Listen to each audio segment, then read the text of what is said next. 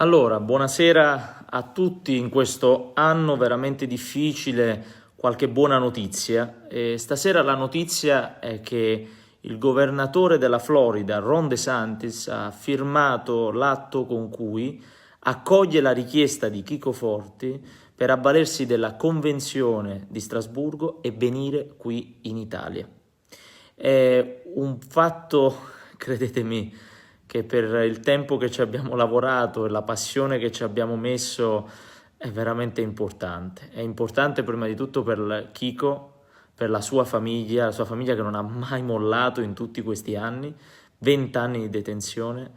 E una famiglia che io ho incontrato lo zio Gianni, ho incontrato e ho parlato anche con molti di loro, una famiglia che non ha mai smesso di tifare per Chico, di volergli bene, di stargli vicino.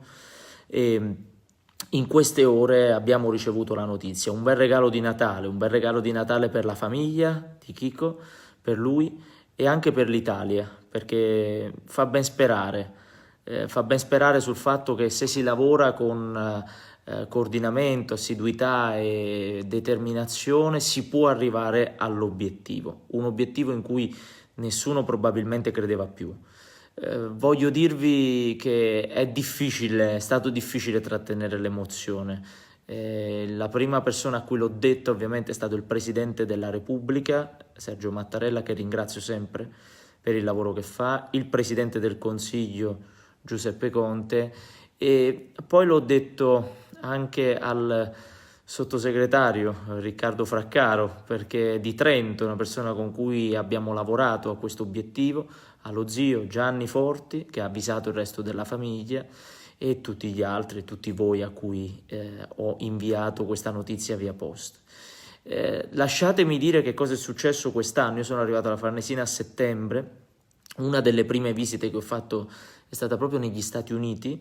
In realtà il primo incontro che ho fatto è stato con Mike Pompeo qui in Italia. Mike Pompeo è il segretario di Stato americano, è l'equivalente del ministro degli esteri in Italia, ed è la persona con cui abbiamo seguito questo lavoro dal primo giorno, insieme ovviamente al nostro ambasciatore in Italia, il nostro ambasciatore italiano negli Stati Uniti, scusatemi, che è Armando Varricchio, e l'ambasciatore in Italia degli Stati Uniti, che è Louis Eisenberg.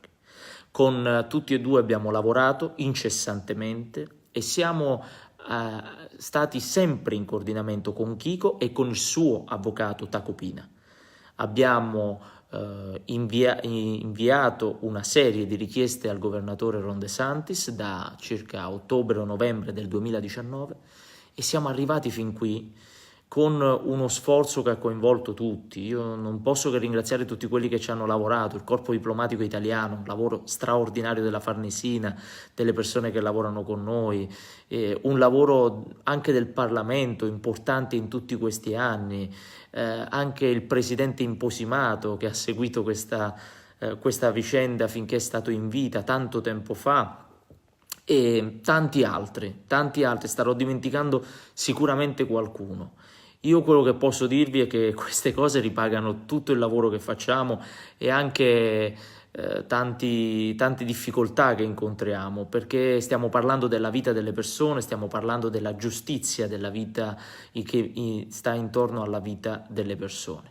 Ora i prossimi passaggi saranno dei passaggi conseguenti a questa firma da parte del governatore Ron DeSantis e cercheremo di portare Chico materialmente in Italia il prima possibile, ma l'atto è stato firmato e questo è un grande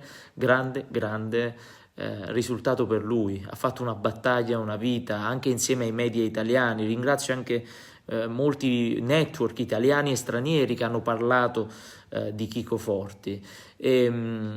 Ciò che posso dirvi anche è che l'Italia ha un grande alleato negli Stati Uniti, ha una grande amicizia con gli Stati Uniti e questa ce la dobbiamo ricordare sempre, perché il lavoro fatto quest'anno è stato un lavoro che ha dimostrato che il segretario di Stato Mike Pompeo, l'amministrazione degli Stati Uniti erano vicini all'Italia e ovviamente andava rimesso in piedi un percorso che non era mai stato iniziato nella direzione giusta. Un grande saluto a tutti i comitati di Chico Forti, i gruppi di sostegno di Chico Forti in tutto il mondo e anche in Italia. Ne ho incontrati tanti nelle piazze in questi giorni, in questi mesi, in questi anni, e tutte queste persone a volte mi dicevano perché non gli stavo dando tutti i dettagli di quello che stavo facendo per Chico, perché questo è un lavoro silenzioso.